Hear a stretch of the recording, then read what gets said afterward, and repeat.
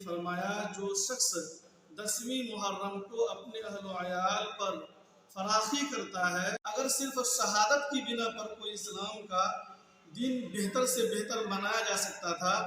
ہم اسلام کا غیروں کے سامنے صحیح تصور پیش کر سکیں۔ آج کے نوجوان عاشورہ کے دن روزہ رکھنے کے بجائے شراب اور کباب اور موج مستی کے اندر گزارتے ہیں اور بولتے یہ ہیں اور کہتے یہ ہیں کہ ہم حسینی ہیں، کہ میرے رہتے ہوئے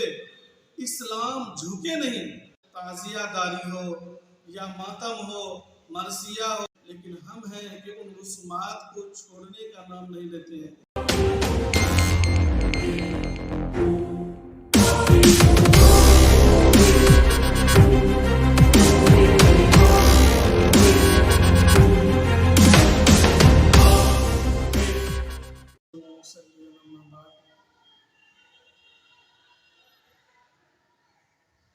معزز مسلمان اور خصوصاً نوجوانوں سے اس وقت ایک اہم اپیل کی جاتی ہے کہ ماہ محرم حرام، جس سے اسلامی کیلنڈر اور اسلامی سن ہجری کا آغاز ہوتا ہے، اس ماہ محرم کی تقدس اور اس کی عظمت نہ صرف اسلام کے اندر ہے بلکہ اسلام سے پہلے ہی کفار مشرکین بھی اس مہینے کی بڑی عظمت کرتے تھے، حتیٰ کہ لکھا ہے کہ غلاف کعبہ بھی اسی ماہ محرم الحرام کے اندر وہ لوگ بدلتے تھے، اور اہل عرب میں 4 مہینے بہت ہی قابل عظمت تھے، یہاں تک ان کی تعظیم وہ کرتے تھے کہ آپس کی اگر لڑائی ہوتی اور ان 4 مہینوں میں سے کسی مہینے کا آغاز ہو جاتا، فوراً اپنی لڑائی کو بند کر دیتے تھے۔ ان میں 3 مہینے مسلسل ہے، ذی القعدہ، ذی الحجہ، محرم، اور 1 مہینہ رجب۔ ان 4 مہینوں میں آپسی خانہ جنگی بھی وہ بند کر دیا کرتے تھے، لیکن ہمارے یہاں نہ معلوم کن راستوں سے اسلام کا محرم کے سلسلے میں جو صحیح تصور ہے وہ مسخ ہو چکا ہے، اور صحیح تصور کو ہم اپنائے کر کے اس ماہ محرم کی تقدس اور اس کے اعمال کو کیسے بجا لائیں، اس کے بجائے ہم نے کچھ خرافات، من گڑھت باتیں اور کچھ رسومات کو ہی محرم کا نام دے دیا ہے، حالانکہ اسلام کے اندر محرم کا تصور بہت ہی اچھا ہے، اور اسلام اس سلسلے میں دوسرے مہینوں کی طرح اس مہینے کا بھی عظمت کی نگاہ سے دیکھنے کو پسند کرتا ہے۔ خصوصاً اللہ کے نبی صلی اللہ علیہ وسلم ماہ محرم الحرام کا روزہ، عاشورہ کا روزہ پابندی کے ساتھ رکھتے تھے، اور جب مکہ سے ہجرت کر کے مدینہ منورہ آئے تو مدینہ منورہ میں بھی آپ نے یہودیوں کو دیکھا کہ وہ اس دن روزے کا اہتمام کرتے ہیں۔ آپ نے ان سے پوچھا کہ روزہ کیوں رکھتے ہو؟ انہوں نے کہا کہ اللہ تبارک و تعالیٰ نے اسی دن یعنی عاشورہ کے دن 10ویں محرم کو اللہ تبارک و تعالیٰ نے موسیٰ علیہ السلام کو فرعون کے ظلم و ستم سے نجات دیا تھا، اس کے شکرانے کے طور پر ہم لوگ روزہ رکھتے ہیں۔ اللہ کے نبی نے فرمایا تب تو ہم موسیٰ کے اتباع کا زیادہ حقدار ہیں، چنانچہ آپ نے بھی روزہ رکھا اور اپنے قوم کو اور مسلمانوں کو روزہ رکھنے کا حکم دیا، اور پھر آپ نے یہ بھی تمنا ظاہر کی کہ اگر میں آئندہ سال زندہ رہا تو میں 9ویں کا بھی روزہ رکھوں گا،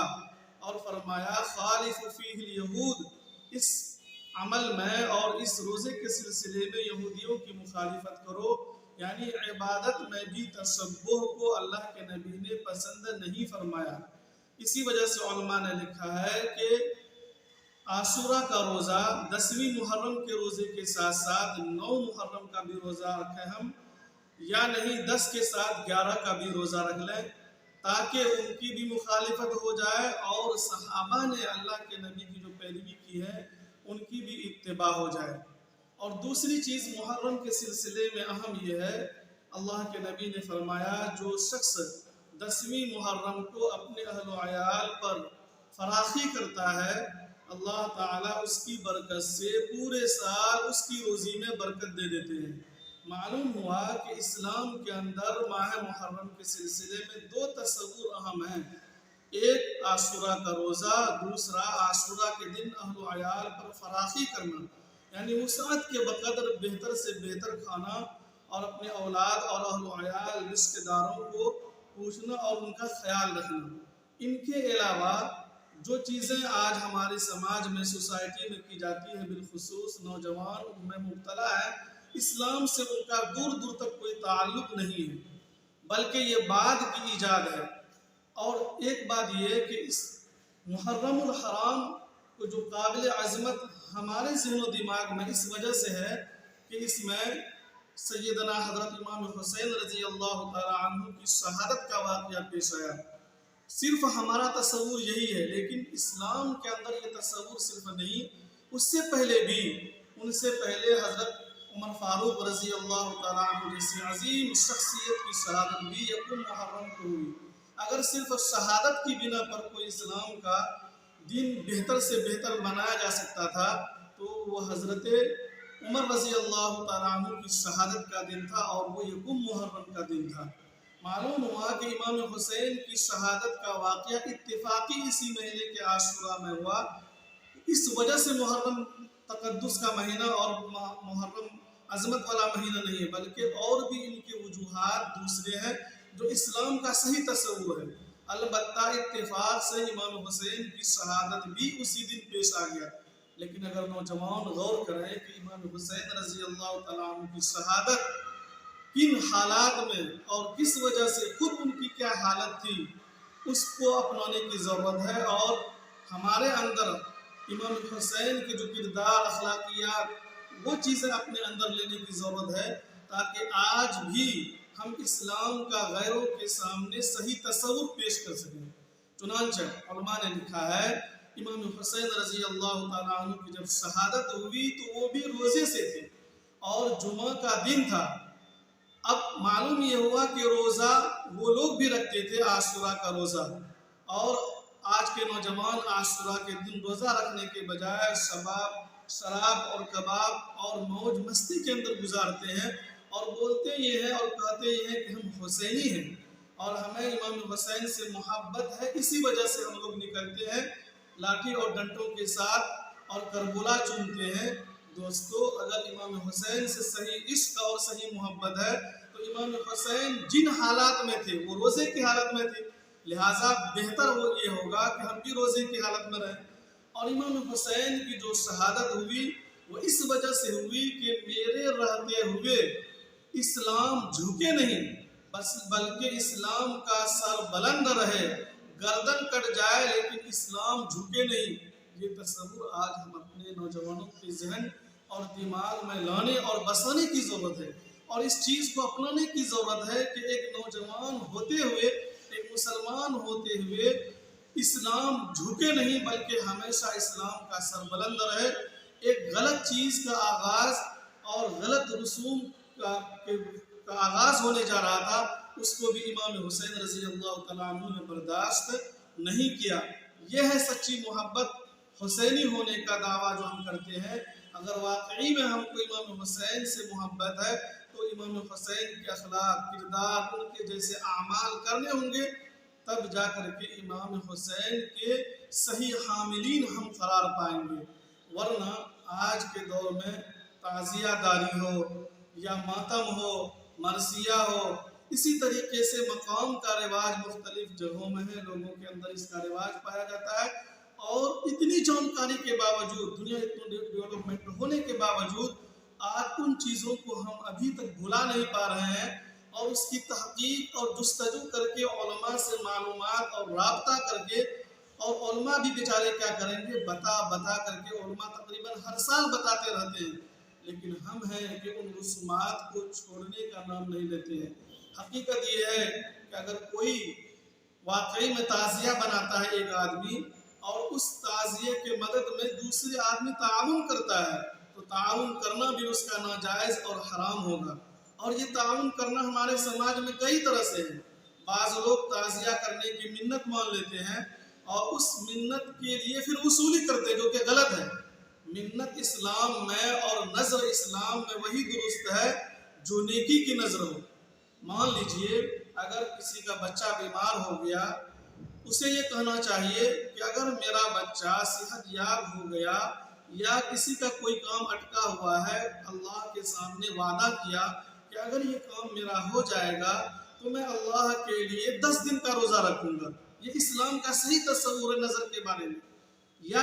وہ یہ کہے کہ اگر میرا بچہ درست صحت مند ہو گیا تو میں اس کے شکرانے کے طور پر 20 رکعت نماز ادا کروں گا۔ یا مثلاً وہ یہ کہے کہ میں اگر میرے بچے کی جان بخشی گئی، میرا بچہ صحت یاب ہو گیا یا میرا فلاں کام ہو گیا تو میں اس کے بدلے میں اللہ کے راستے میں ایک بکرا ذبح کر کے غربا اور مساکین کو تقسیم کر دوں گا۔ یہ ہے اسلام کی صحیح تعلیم، یہ ہے اسلام کا صحیح تصور۔ یا میں کچھ رقم ہدیہ کر دوں گا لوگوں میں، غربا اور مساکین کو دے دوں گا۔ نظر کے سلسلے میں یہ اسلامی تصور ہے۔ آج یہ جو خرافات ہم دیکھ رہے ہیں، کوئی دلدل بناتا ہے، کوئی گھوڑا بناتا ہے، کوئی تعزیہ بناتا ہے، کوئی ماتم مان لیتا ہے، یہ سب اصل میں غلط نظریے اور غلط نظر اور منت کا نتیجہ ہے۔ حالانکہ صحیح اسلامی تصور یہ ہے، اللہ کے نبی نے فرمایا اگر کسی نے بدی کرنے کی نظر مان لی ہو اور اسے معلوم یہ ہو جائے کہ یہ چیز غلط ہے تو اسے اپنی نظر توڑ دینی چاہیے اور اس کا کفارہ ادا کرنا چاہیے۔ لیکن ہم ہیں کہ اتنے علماء کے سمجھانے کے باوجود اور اتنے لوگوں کے سمجھانے کے باوجود ہم اٹل رہتے نہیں۔ ہم نے 1 سال پہلے نظر مان لی تھی کہ تعزیہ بنانی ہے تو بنانی ہے، یا مقام گارنا ہے تو گارنا ہے، یا دلدل بنانا ہے تو بنانا ہے، یا براق بنانا ہے تو بنانا ہے۔ الغرض یہ چیزیں ساری کی ساری غلط نظر ہے اور غلط منت ہے۔ ان سب سے ہمیں سچی پکی توبہ کرنی چاہیے۔ اور خصوصاً اس وقت میں نوجوان کو یہ پیغام دینا چاہتا ہوں کہ دوستو اپنی جوانی برباد مت کیجیے، اپنی جوانی کا خیال رکھیے۔ اور اسلام ہمارے اعمال کی وجہ سے اگر بدنام ہو جائے تو ہماری جوانی پھر کسی کام کی نہیں۔ ہماری جوانی تو وہ ہونی چاہیے جو صحابہ کی جوانی ہے۔ ہم باضابطہ طور پر یہ سوچ کر کے دور دراز مقامات سے خصوصاً محرم کے مہینے میں گھر آتے ہیں کہ گھر جا کر کے لاٹھی پھیروں گا، گھر جا کر کے موج مستی کروں گا، مرثیہ پڑھوں گا، اور نہ جانے کیسے کیسے خرافات، کیسے کیسے آدمی کے دلوں میں تمنا اور آرزویں لے کر کے گھر آتا ہے، اور پھر 10 دن یہ محرم کے موج مستی میں گزارتا ہے۔ دوستو وقت بڑی قیمتی چیز ہے۔ اگر ہم نے ان جوانی کو بیکار اعمال میں لگا دیا تب تو پھر ہمیں اسلام سے کوئی تعلق نہیں، سمجھا یہ جائے گا کہ اسلام کی غلط شبیہ یہ پیش کر رہا ہے۔ آج جو حالات ہے ان حالات کے پیش نظر ہمیں محرم کے سلسلے میں بھی بڑی احتیاط کی ضرورت ہے۔ حضرت کربلا جانا صحیح ہے کہ اگر صحیح ہے تو کیا صورتحال ہونی چاہیے جانے کا؟ دیکھیے کربلا جانے کے لیے صحیح تصور یہ ہے کہ اسلام میں اس کا کوئی تصور نہیں، اسلام میں اس سلسلے میں اس کی کوئی گنجائش نہیں ہے۔ اس لیے کہ امام حسین رضی اللہ تعالیٰ عنہ کے کربلا کی یادگار میں یہ لوگ کربلا جاتے ہیں۔ صحیح تصور وہی ہے جو میں نے پیش کیا کہ امام حسین روزہ رکھے تھے، اسلام کی سربلندی کے خاطر اپنا سر انہوں نے کٹا دیا مگر گردن نہیں جھکایا۔ اور یہ کربلا جو جاتے ہیں یہ بعد اور شیعوں کی یہ چال ہے، اور شیعوں کے اعمال ہے یہ سب، اہل سنت والجماعت سے اس کا کوئی تعلق نہیں ہے۔ اور خصوصاً تعزیہ داری مقام وغیرہ جو بناتے ہیں، افسوس صد افسوس ہماری پوری قوم، پوری مسلم برادری اس وقت شرک میں مبتلا ہو جاتی ہے۔ کوئی تعزیہ کے سامنے جا کر کے جنگل جہار لے کر کے پوجا کرتا ہے، کوئی اناج لے کر کے پوجا کرتا ہے، کوئی دست شفا پھرواتا ہے، کوئی دھونوں جلاتا ہے، صبح شام اس میں روشن کرتا ہے آگ۔ یہ سب بتائیے اسلام کا کیسا تصور ہے؟ اسلام سے ان کا دور دور تک کوئی واسطہ نہیں۔